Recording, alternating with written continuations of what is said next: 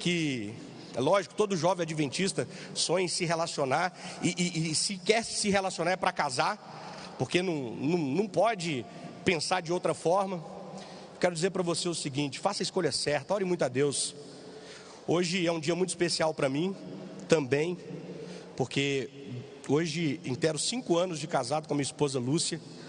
Te amo, você é uma guerreira, que Deus te abençoe, viu? Você é uma heroína. Bom, você deve estar pensando, se ele conseguiu, eu também posso, né? É mais ou menos por aí. Vai naquela do Leonardo Gonçalves: não se turbe o vosso coração, viu? Crede em Deus. É isso aí. Bom, então meu pai saiu de casa, e aí os meninos se deu uma autonomia, sabe? Não é que minha mãe deu autonomia pra gente, mas meu pai dizia assim: olha, 10 horas da noite eu quero todos em casa.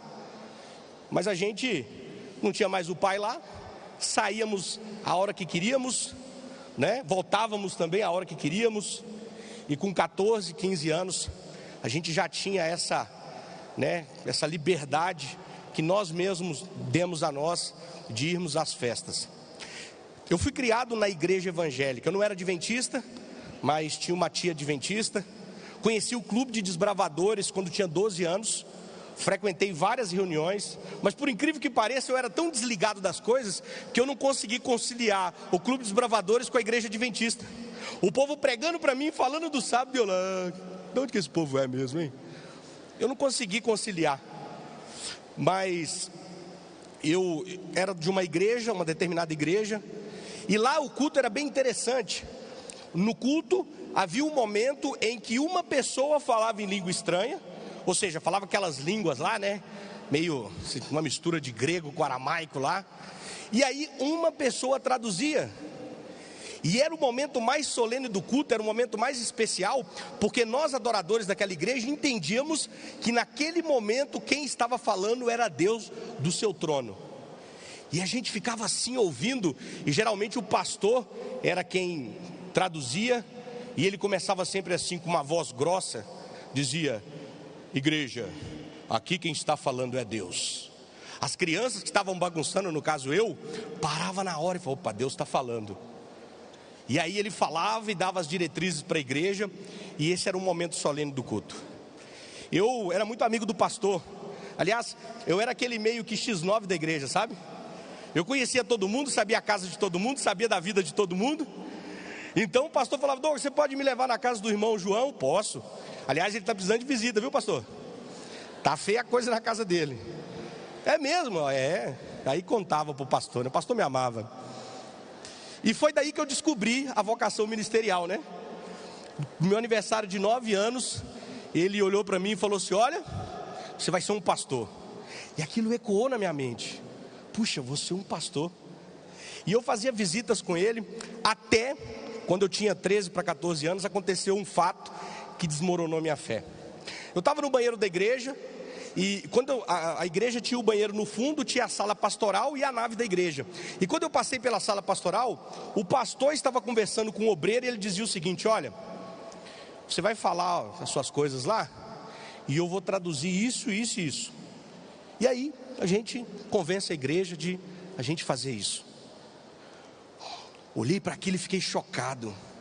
E aí o obreiro olhou para o pastor e falou assim: olha, a criança ouviu. Ele falou: não, esse é meu amigo, é só uma criança.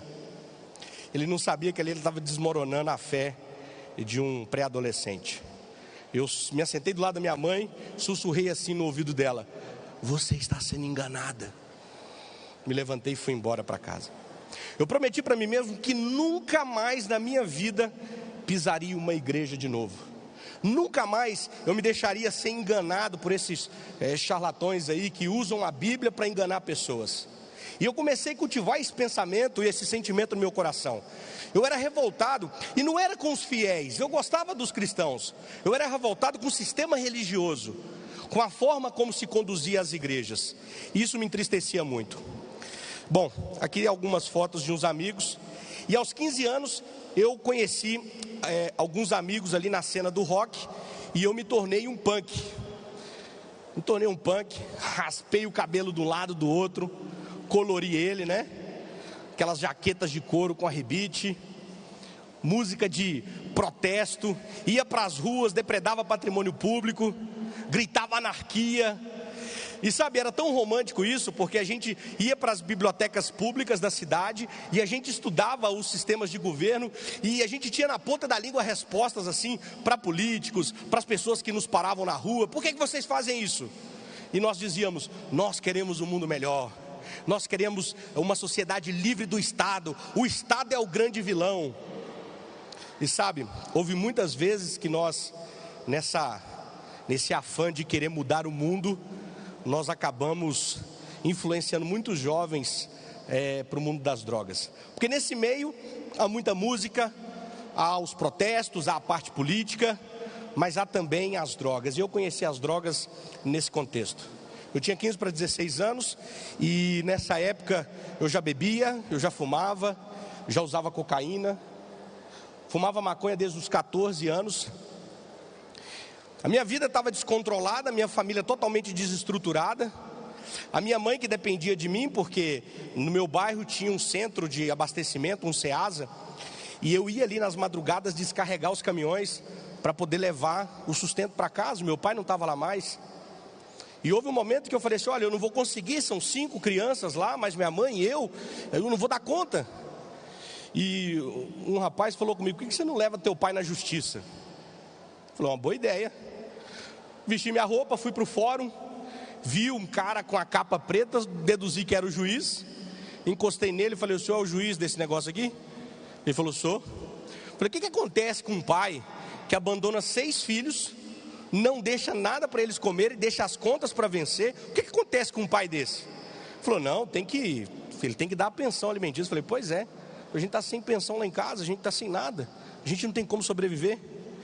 E o juiz me levou para a sala dele, perguntou tudo sobre a minha família, abriu um processo. Naquela semana a minha mãe já começou a receber a pensão alimentícia. O meu pai, que já tinha pouco relacionamento com a gente, passou a me odiar. Você me processou, essa era a frase dele, né? Como pode um filho processar um pai? E eu dizia: como pode um pai abandonar o filho? E assim a gente não tinha diálogo. Sabe, queridos, se você procurar motivos para dar razão à sua revolta, você encontra muitos. Aliás, o mundo te alimenta dessa forma. O mundo vai elencando uma quantidade de motivos para nós sermos revoltados com a nossa vida, para nós sermos revoltados com Deus, para nós sermos revoltados com os nossos pais. E eu sei que eu estou falando aqui para alguns adolescentes que talvez estejam passando nessa fase que eu passei também, e eu me senti o mais injustiçado de todos. E sabe, quando você dá a abertura para isso, o mundo te abraça e ele te engole.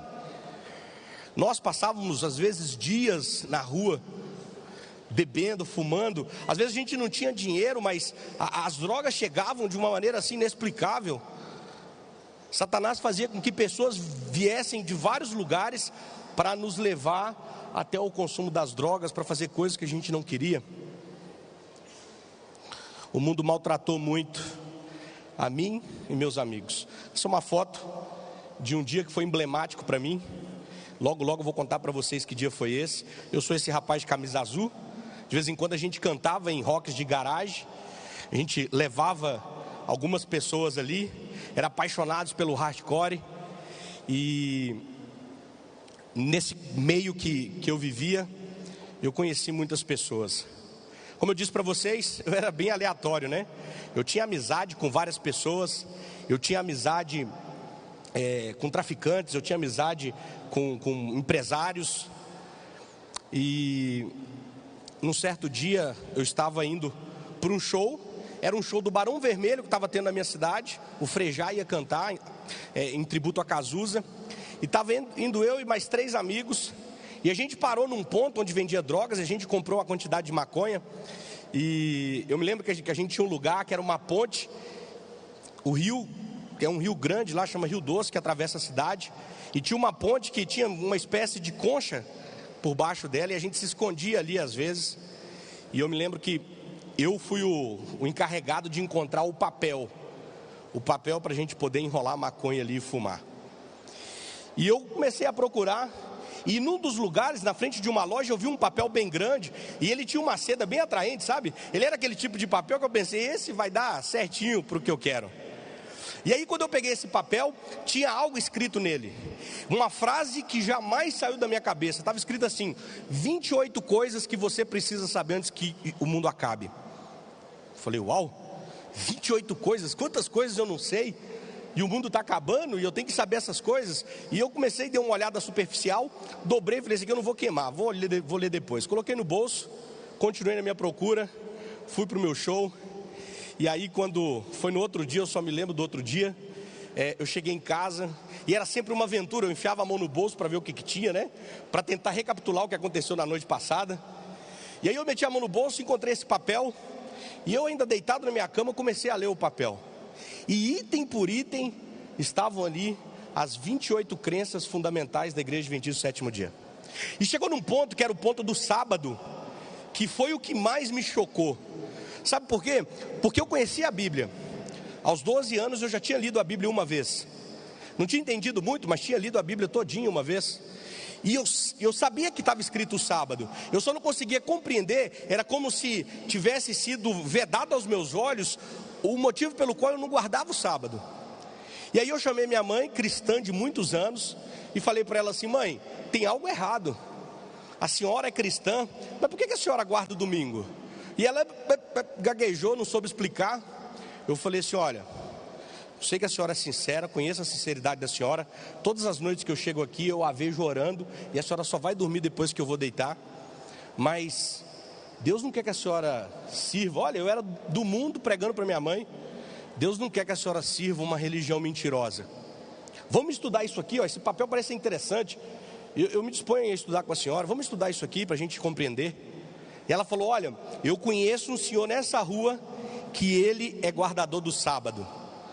Essas aqui são algumas fotos. Eu tinha esse cabelo. Houve um tempo que isso era legal, hoje já não é tanto, né? Essa foto é uma foto muito marcante.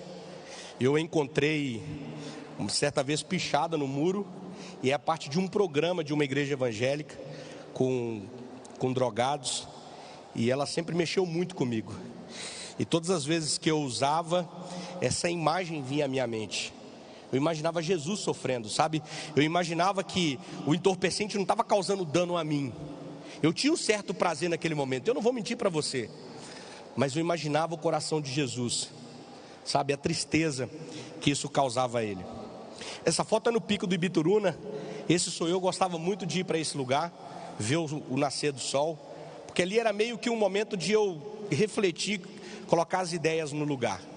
Então minha mãe chamou esse senhor da rua, que era nosso vizinho, o nome dele era Anael, e falou para ele assim: olha, o meu filho, ele encontrou um papel, e nesse papel está falando sobre o sábado, e você guarda o sábado, você podia explicar para ele o que significa? E ele falou: não, eu posso explicar sim, mas cadê o seu filho? Aí de repente saiu lá com um moicano desse tamanho assim, com piercing no queixo, na língua, e ele olhou para mim assim, é você que quer estudar sobre o sábado? Eu falei: sou eu mesmo.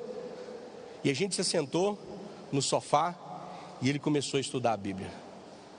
Eu não sei quantos aqui tiveram essa experiência de conhecer a verdade, mas não existe nada nesse mundo que te dá mais prazer do que se sentir liberto pela verdade. Não há nada nesse mundo que te dá mais prazer ao você sentir as correntes caindo, ao você perceber que tudo que você buscava para o seu prazer era um paliativo e era momentâneo e não te trazia alegria. Mas ao você começar a compreender a Bíblia, começar a compreender o propósito de Deus para a sua vida, perceber que Ele é real, que não é uma mera história, isso é magnífico. E eu me lembro desses dias especiais com o irmão Anael. Comportou durante 32 anos, comportou ali de fé, de êxito, e isso me incentivou a querer me batizar e a querer seguir o ministério da comportagem.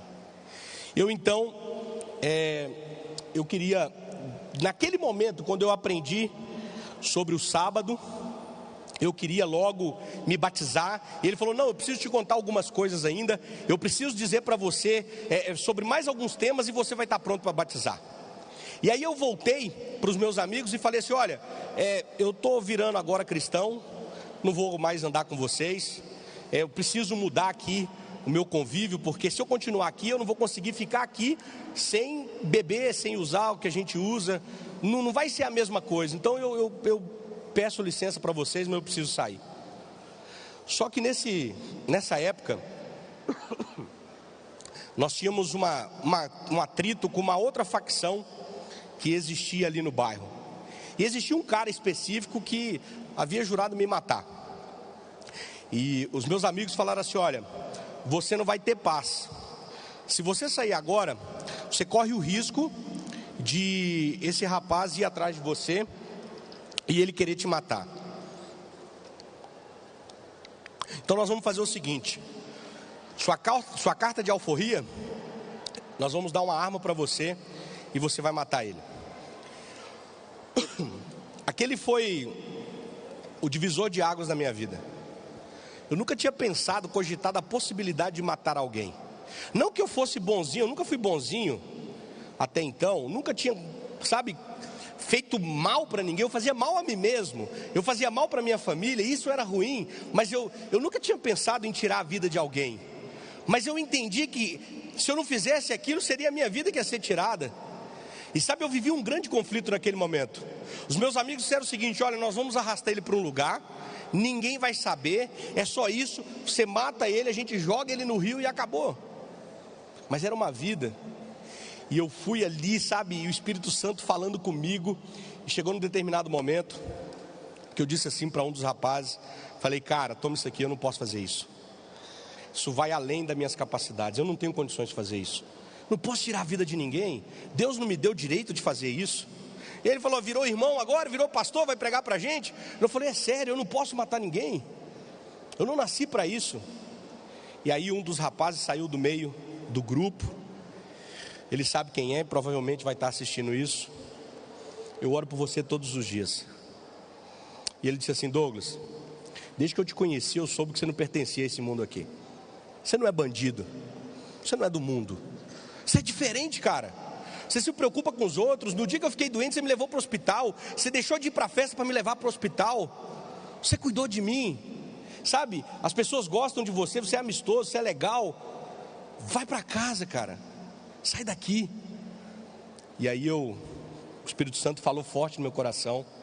Eu baixei a cabeça e saí. Só que naquela noite o diabo, ele tinha feito uma trama, ele foi muito perspicaz, porque um dos rapazes que estavam armados foi preso. E aí a facção, ela veio para cima de mim, porque ele foi lá com a finalidade de matar o rapaz por mim.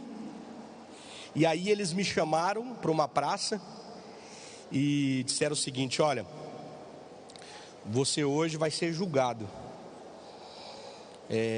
Tem muita gente querendo sua cabeça. Um dos braços direitos aqui do chefe foi preso e foi por culpa sua. Pegou porte ilegal de arma, está preso e a culpa é sua. E eu naquele momento fiquei sem saber o que fazer, me assentei. O meu amigo que estava comigo, ele me levou para lá, o meu pseudo amigo, me levou para lá, para as garras dos criminosos. E eles me cercaram. Um veio conversar comigo, falou assim: olha, no mundo do crime isso é imperdoável. O que você fez não tem perdão. Então começa a orar para o seu Deus aí, porque dificilmente você vai sair daqui vivo. Eu estava conformado, porque no meu coração, sendo sincero para vocês, eu merecia aquilo. Eu tinha feito muita coisa ruim. Deus me deu muitas oportunidades, diferentes de muitos que estavam ali. Eu tinha conhecimento. Deus me deu conhecimento, Ele se revelou para mim. Mas agora era o momento derradeiro. E aí ligações, ficamos quase 4 horas naquele lugar. E um dos rapazes se aproximou de mim, falou assim: olha, seu santo é forte, viu? Porque ligaram aqui da cadeia e mandaram você embora. Só que mandaram um recado para você: saia das ruas, saia do crime. Porque se você for pego nas ruas mais uma vez e no crime, você vai ser morto. Eu tinha acabado de fazer uma oração e eu falei: Senhor, se eu morrer, a única coisa que eu quero é viver eternamente. Quero te pedir perdão, cuide da minha mãe, cuide da minha família. Eu não quero perdê-los. Mas se o Senhor me der a oportunidade de sair daqui com vida, eu quero te pedir que o Senhor me use como teu instrumento, porque eu quero viver a minha vida para falar do teu amor para as pessoas. E Ele me libertou. Aquele dia eu fui para casa, eu fui cantando, eu me lembrava dos louvores, eu me lembrava de tudo que eu havia aprendido na igreja, e eu fui cantando porque eu teria a oportunidade de me batizar. Esse senhor aqui, pastor Quesil, é o pastor de Montemor. Ele era meu pastor na época lá em Governador Valadares, e ele me batizou, e no mesmo dia batizou a minha mãe. Só que eu me batizei, mas tinha um problema, era o problema das drogas. Sabe, eu não fiz nenhum tratamento, eu não fui para a clínica, eu não fui em psicólogo. Eu simplesmente, naquele dia que me batizei, eu orei a Deus, eu estava dentro do tanque batismal, eu orei a Deus e falei: Senhor, eu sei que não há nenhuma mística nessa água, eu sei que não há poder no pastor, o pastor é um homem como eu, mas há poder em ti, há poder na tua palavra. Eu não nasci viciado em drogas, eu não nasci fumando, eu não nasci cheirando cocaína.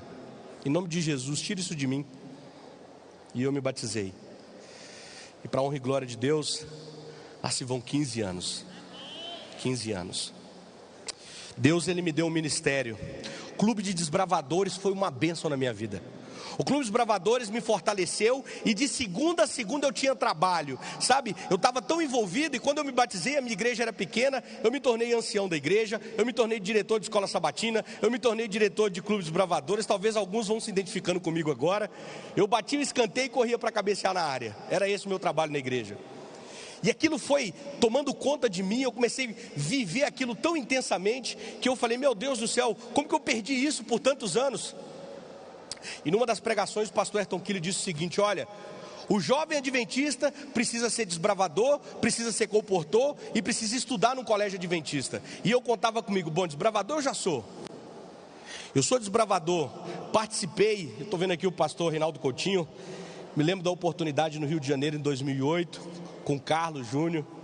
Nós tivemos um lindo trabalho ali na Caroba, fundamos um clube de desbravadores ali, foi maravilhoso, esse ministério bendito. E agora no meu coração tinha um desejo: eu quero ser comportor. E então eu me aventurei na comportagem. Comportei durante 12 anos, 8 deles seguidos. Sonhando alto, férias, sonhando alto, férias, sonhando alto, férias. E na minha mente tinha as citações de Ellen White no Comportor Evangelista: acordar cedo, trabalhar muito. O comportor vai aonde a palavra pregada não pode ir. O ministro da palavra silencioso, de porta em porta, de casa em casa, perseverantemente, levando a mensagem de Deus. Essa foto é a foto da minha primeira campanha. Daqui tem 7 pastores saíram dessa campanha. Campanha maravilhosa, cidade de Teófilo Otoni. Esse pastor, o pastor Eliarte, que está aqui na minha esquerda, o professor Carlos Henrique no centro, e esse sou eu. Estava meio com sono ali. A comportagem foi uma escola, a comportagem foi uma mãe. O jovem adventista precisa ter essa experiência. Você vai ouvir muita coisa sobre a comportagem, mas a maioria das pessoas que falam jamais a experimentaram. E a grande verdade é que a comportagem, ela te dá uma resiliência espiritual, ela te faz depender de Deus. Você experimenta ali, sabe, de maneira intensa, o que é viver inteiramente na missão. A comportagem é maravilhosa, ela é uma mãe, ela educa, ela ama, ela cuida, ela amadurece. E na comportagem, Deus agora colocou um sonho no meu coração. Eu já não vivia mais o meu sonho. O sonho de Deus era que eu me tornasse um pastor. E eu pregava para mim mesmo no espelho. Eu nunca tinha pregado na igreja. E eu pregava no espelho, pegava a Bíblia e começava a falar, e passava horas falando. E o Espírito Santo foi conduzindo a minha vida. E até casei, olha que bênção. Essa é a visão que eu tive do dia mais feliz da minha vida. Desculpa. Essa foi a visão, agora eu estou na frente de vocês, não tem jeito. Amigos, eu preciso terminar, mas eu quero fazer um apelo para vocês. Um dia, um policial me prendeu, a gente tinha destruído a frente da prefeitura da cidade, jogado coquetel molotov lá, queimado tudo. E o policial falou: vocês são os inconsequentes, sabe qual é o final de vocês? O final de vocês é cadeia ou caixão. Diz que as palavras têm poder, né? Aquilo me jogou muito para baixo. Falei, poxa, se o final nosso é cadê o caixão? Tem futuro pra gente não. E o Espírito Santo falou no meu coração, falou assim, olha, o seu final vai ser grandioso.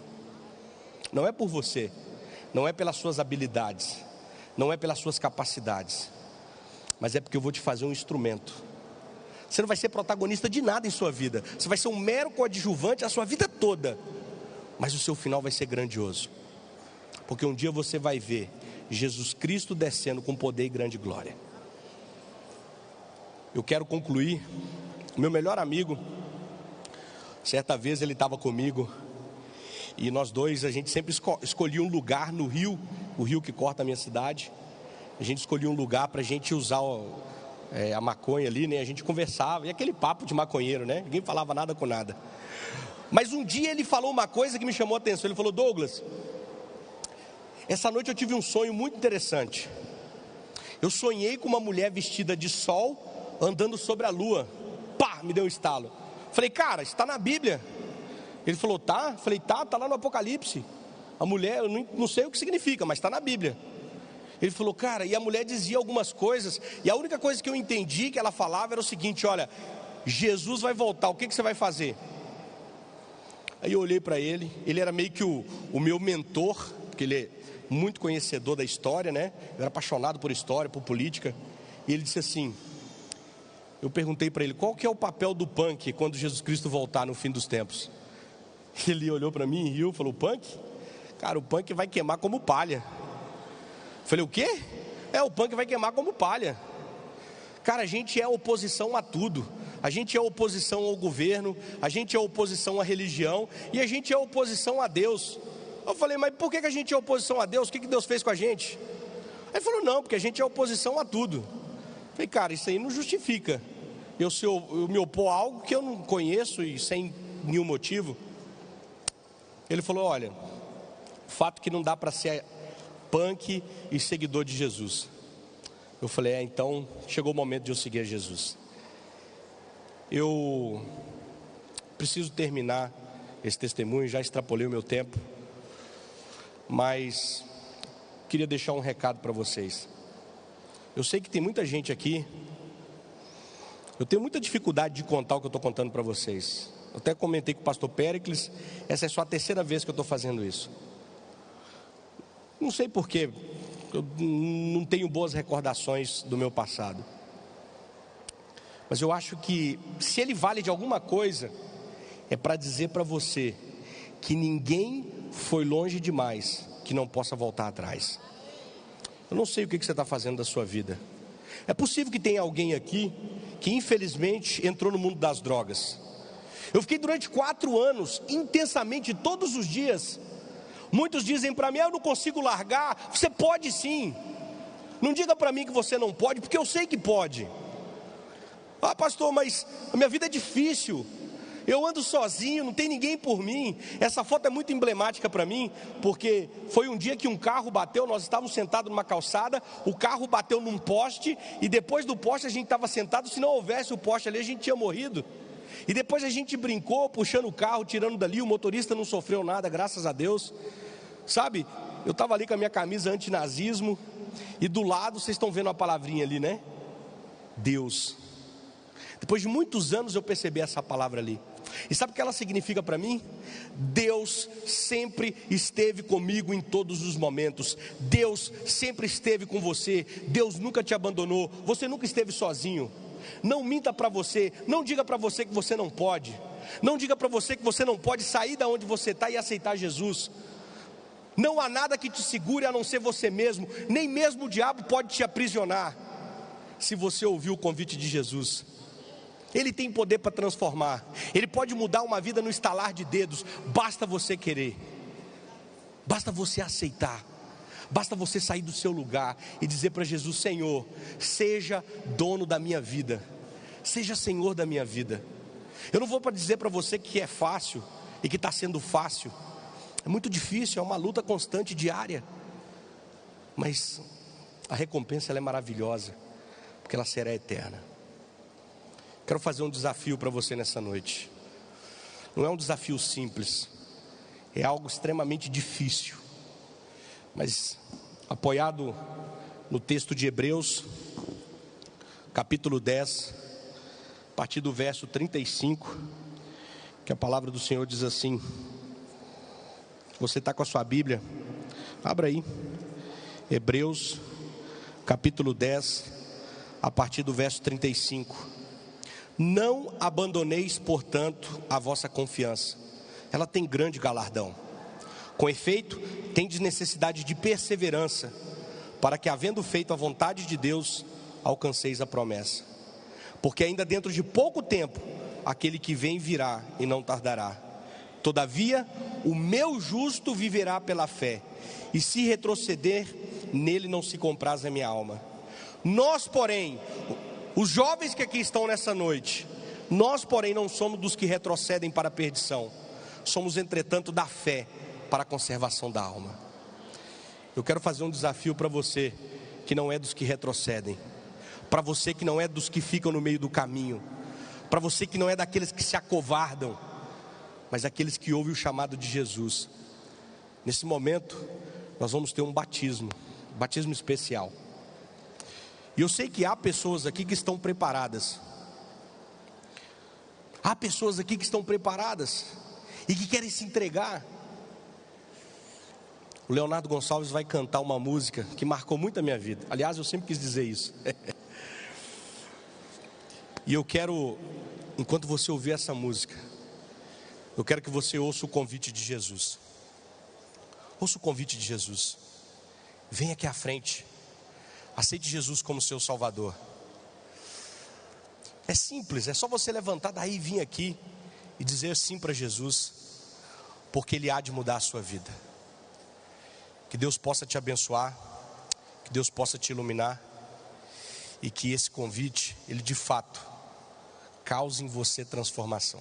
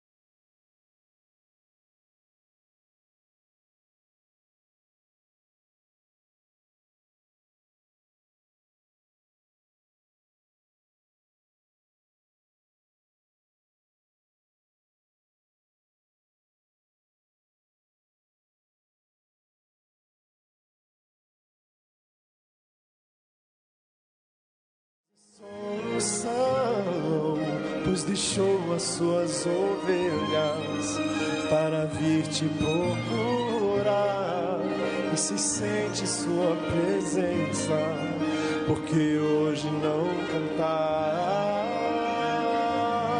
Cante.